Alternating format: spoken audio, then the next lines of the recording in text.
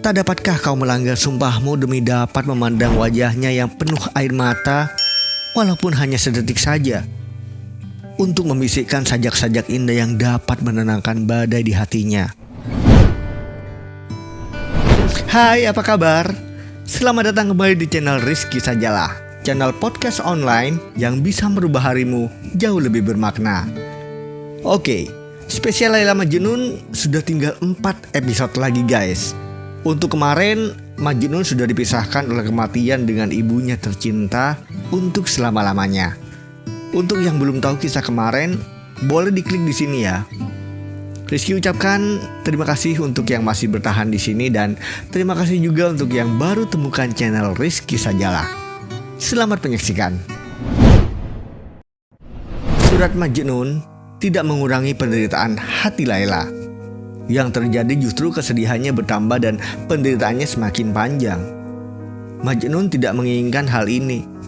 Satu-satunya keinginannya adalah menyiksa dirinya sendiri dengan ratapan menyedihkan dan cemooh menyakitkan. Jauh di dalam hatinya, ia menyadari kebenaran tersebut. Dan di akhir suratnya, ia mengakui hal tersebut guys. Ia meminta agar Laila sudi memaafkannya. Mengatakan bahwa walaupun ia telah mencurigai Laila, jauh di dalam hatinya, ia menyadari bahwa tak ada seorang pun yang dapat menaklukkan bentengnya. Laila mengerti betul apa yang ada dalam benak kekasihnya.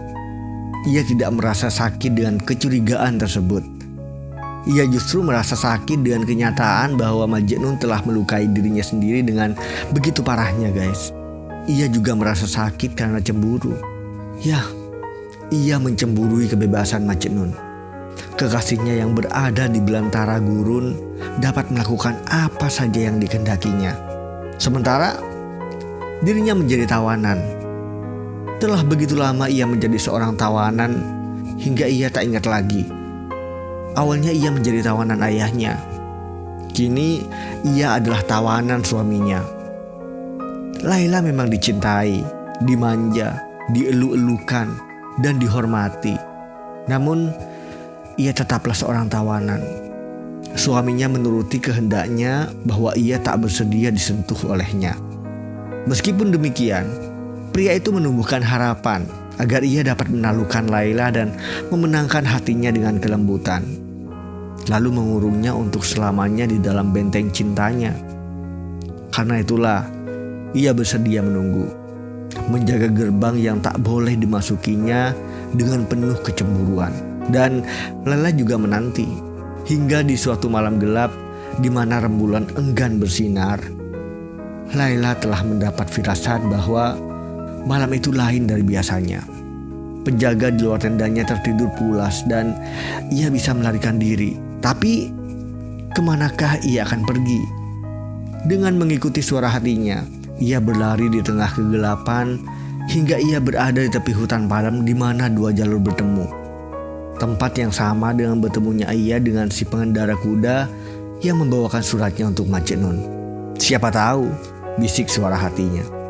Mungkin doa-doamu akan terjawab dan kau akan menerima kabar darinya di tempat ini.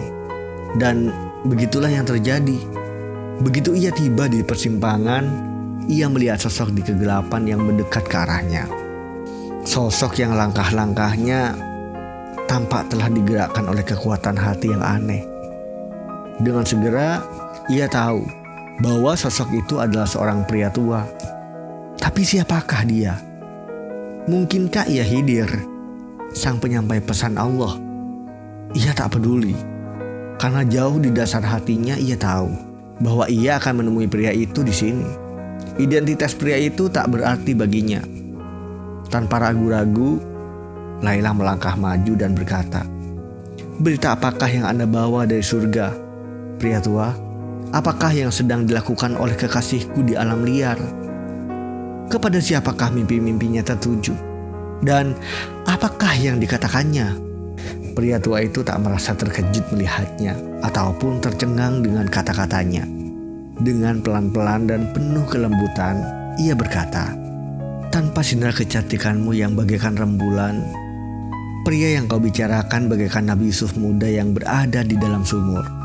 Jiwanya bagaikan lautan di malam musim dingin, didera oleh 1000 badai di bawah langit tak berbulan. Bagaikan dirasuki oleh roh bentara. Ia mengembara di pegunungan, menjerit-jerit dan berteriak-teriak.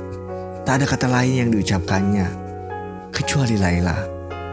Hanya Laila lah yang dicarinya. Dan begitu tersesatnya ia dalam pencariannya, hingga ia tak lagi mengenali dirinya. Entah menuju kemana jalannya ditempuhnya, karena tak ada tujuan lain selain Laila. Ketika Laila mendengarnya, matanya dipenuhi air mata dan ia menjadi alang-alang yang menyajikan irama sedih tentang cinta yang tak terbalaskan. Ia berkata, "Semua ini salahku. Akulah yang telah menyalakan api di hati kekasihku dan menjadikannya abu. Betapa aku mendamba untuk dapat berada di sisinya saat ia menghadapi masalah. Meskipun kami menghadapi penderitaan kami dengan cara berbeda, akulah yang terperangkap di dalam sumur bagaikan Nabi Yusuf. Majnun hidup bebas. Ia bebas untuk menjelajahi pegunungan, sementara aku terpenjara di lembah ini. Aku harus bertemu dengannya dan aku akan menemuinya." Laila mengambil permata yang menghiasi anting-antingnya, menciumnya kemudian menyerahkan kepada si pria tua itu sambil berkata, "Permata ini untuk Anda, sebagai hadiah karena aku telah menyusahkan Anda. Nah, sekarang pergi dan temui Majnun, lalu bawa ia ke sini. Aku hanya ingin bertemu dengannya, untuk menatap wajahnya barang sekejap saja, untuk merasakan sinar wajahnya untuk sesaat saja. Bagaimana lagi aku bisa mengetahui kabarnya? Bagaimana lagi caraku untuk mengetahui kesetiaannya padaku? Siapa tahu, mungkin ia akan mendendangkan beberapa sajaknya untukku. Sajak-sajak yang tak pernah didengarkan oleh siapapun sebelumnya. Mungkin jika aku mendengarkan sajaknya, daya sihir dari kata-katanya dapat membuka ikatan kusut jiwaku yang sangat merindukannya." Si pria tua itu mengikatkan permata yang baru saja diterimanya ke ikat pinggangnya dan sambil mengusap air mata Laila, ia mengucapkan selamat tinggal. Lalu ia beranjak pergi di kegelapan malam dengan membawa harapan serta rasa kekhawatiran Laila bersamanya. Ia berkelana dari oase ke oase, bertanya-tanya dan mencari, namun tak ada seorang pun yang tahu keberadaan Majnun. Hanyalah takdir yang menjadi pembimbingnya. Akhirnya ia menemukan sang petapa liar itu di kaki gunung, dikelilingi oleh hewan-hewan liarnya. Wajahnya penuh kesedihan bagaikan seorang ahli permata yang permatanya telah dicuri oleh sekawanan pencuri. Begitu ia melihat sang pria tua itu, Majnun bangkit, berjalan mendekat, kemudian mengucapkan salam kepadanya. Ia juga memerintahkan agar para hewan itu tidak menyerang tamunya. Si pria tua itu turun dari kudanya dan mereka saling berpelukan. Majnun tampak begitu senang seolah ia baru saja diberikan sesuatu yang berharga. Ia begitu bahagia dengan kedatangan tamunya. Pria tua itu memberikan hormat yang biasanya layak diberikan kepada sultan ataupun syekh, mengucapkan doa untuk Majnun dan mulai berbicara. "Kau adalah raja cinta, Majnun, dan semoga tahtamu bertahan sepanjang perasaan cinta itu sendiri. Aku telah diutus kemari oleh Laila, yang kecantikannya merupakan keajaiban dunia yang ke-8. Ia menghargai cintanya kepadamu lebih dari ia menghargai dirinya sendiri. Telah lama sekali sejak ia terakhir kali melihatmu atau mendengar suaramu, kini ia ingin bertemu denganmu, untuk menatap langsung kedua matamu, walau hanya sesaat. Tidakkah membuatmu bahagia untuk bertemu dengannya lagi? Tak dapatkah kau melanggar sumpahmu demi dapat memandang wajahnya yang penuh air mata, walaupun hanya sedetik saja, untuk membisikkan sajak-sajak indah yang dapat menenangkan badai di hatinya, untuk menghidupkan kembali kenangan lama, untuk membangunkan sesuatu yang telah menjadi masa lalu? Tak perlu khawatir, takkan ada yang melihatmu. Aku tahu sebuah taman di mana pepohonan palem tumbuh dengan subur dan menyembunyikan kalian berdua dari mata para pengintai. Takkan ada apapun di atasmu kecuali langit gelap. Takkan ada apapun di bawahmu kecuali rerumputan. Ayolah, musim semi menantimu di sana. musim semi dan kunci dari jimat takdir. Pria tua itu membuka tasnya dan mengeluarkan jubah dari dalam tasnya dan menyerahkannya kepada Majnun untuk dikenakannya. Majnun berdiri di sana, takjub dengan apa yang baru saja didengarnya. Apakah mungkin ia dapat meraih surga tatkala ia masih berada di bumi? Mungkinkah ia dapat mencicipi kebahagiaan abadi ketika masih berada di dunia? Sepertinya pria ini tak mengenalku, pikir Majnun. Tak ada seorang pun yang mengenalku. Majnun si gila. Tak dapatkah mereka berpikir bahwa sesuatu yang disebut kebahagiaan oleh mereka sesungguhnya bukan milikku? Tidak dapatkah mereka melihat bahwa saat memungkinkan bagi mereka untuk dapat memenuhi segala keinginan dalam hidup ini? Yang kudambakan adalah sesuatu yang sangat berbeda. Sesuatu yang tak dapat dipenuhi selagi aku masih berada di dunia fana ini. Meskipun begitu, ini merupakan kesempatan yang tak dapat ditentang oleh Majnun. Sebuah tawaran yang tidak dapat ditolak. Bagaimana mungkin ia dapat mengabaikan panggilan dari kekasihnya tercinta? Jadi begitulah. Ia mengenakan jubah yang diberikan oleh si pria tua itu dan bersiap-siap untuk melakukan perjalanan. Lalu ketika segalanya telah siap, mereka segera pergi dengan hewan-hewan Majnun berada di belakangnya. Semakin mereka mendekati tempat Laila menunggunya, semakin Majnun merasa gemetar oleh kegembiraan dan bergetar karena hasrat. Dengan tak sabar, ia memukul-mukulkan tongkatnya kepada kudanya agar bergerak lebih cepat lagi. Seolah-olah sumber mata air kehidupan sedang memikatnya dari kejauhan. Seolah angin menghembuskan aroma wangi kekasihnya di bawah hidungnya untuk memacunya agar bergerak lebih cepat lagi. Seolah ia sekarat karena dahaga, sementara sungai Trigis tampak berkilauan dari kejauhan. Terlalu jauh untuk dapat diraihnya. Majnun bertanya-tanya, apakah takdir akan berbaik hati kepada dirinya dan Laila hanya untuk kali ini saja? Akhirnya Majnun beserta pria tua itu tiba di hutan palem. Para hewan peliharaannya menunggunya di sana. Majnun bergerak menuju taman itu dan duduk menanti di bawah pohon palem. Sementara si pria tua menemui Laila dan memberikannya sinyal. Laila sendirian di tendanya.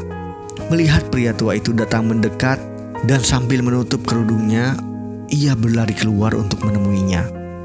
Perasaannya bercampur aduk antara takut, ragu, dan berharap.